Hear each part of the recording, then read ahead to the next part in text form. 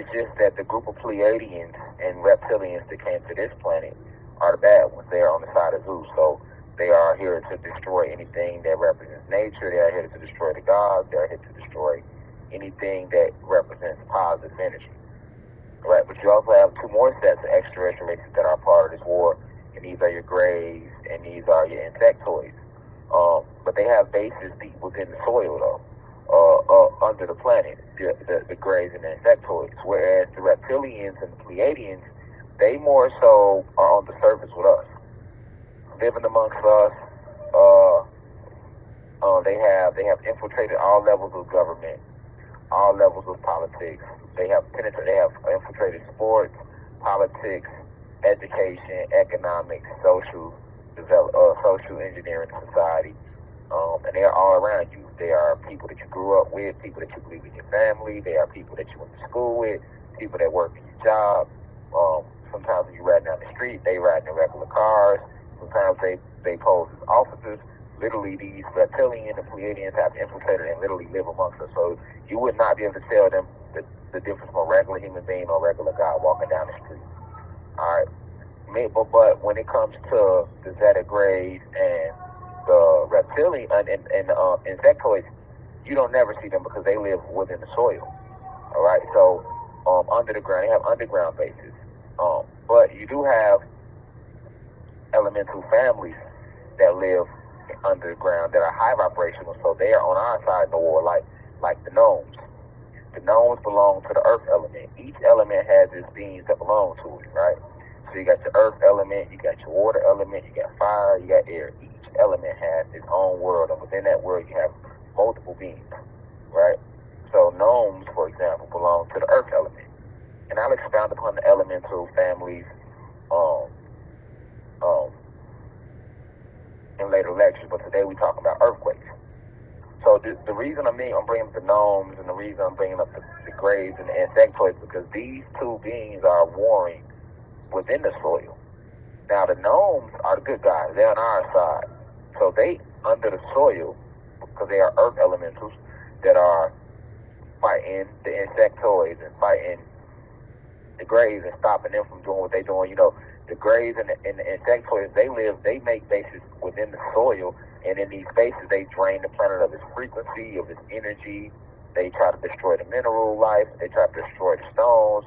They try to poison the water bases and stuff like that from below the ground. And a lot of people are not aware of this, but that's what they doing. Just like, you know, you got the fallen angels attacking us through the air. They're at war with the warrior angels. And you got the devils prowling the land, you know what I'm saying, going around trying to possess, take over as many bodies as they can and get people to do things that is not them. So it's over that. I'm saying it's a full-fledged war. It's strategic. That's why I want you to understand you have war in the land, you have war in the air, as well as in the sea. And it's only two sides, good versus evil, high vibration versus low vibration. So the gnomes are on our side. But what happens is, when it comes to these earthquakes are summoned, because an earthquake is an elemental warrior. If you ever seen Captain Planet, back in the day, Captain Planet was an elemental warrior. And how was he summoned? It took all the elements to combine to summon Captain Planet, right? Remember, by your powers combined, you know, and what you have to do, each child had a ring. You know, and they would put their rings in there. They would go earth. The other ones say fire, water, air, heart. You know what I'm saying? And then they would combine and Captain Planet. By your powers combined, right? So that would give you an example of how it works when it comes to summoning these elemental warriors, right? And earthquake is an actual elemental warrior of the earth element, but earthquake is summoned by the gnomes.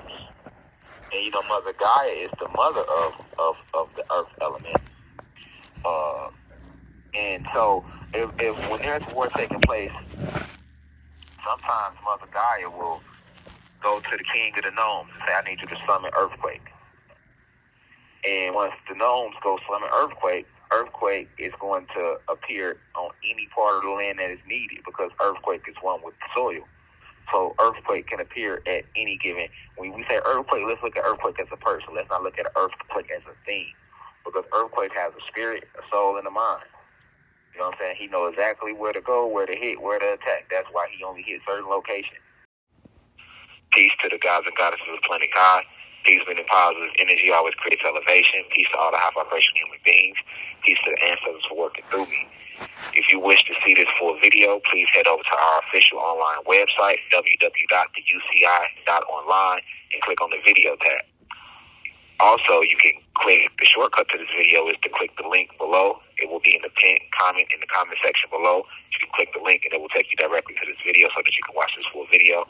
Please be sure to continue to spread the message via social media. Use the hashtags on TikTok, Rashad Jamal, hashtag free Rashad Jamal. Be sure to continue. Thank you for everyone that's donating to the university and for those who are subscribing to the online website. And to purchase official crystals, please visit the website as well. I love you all.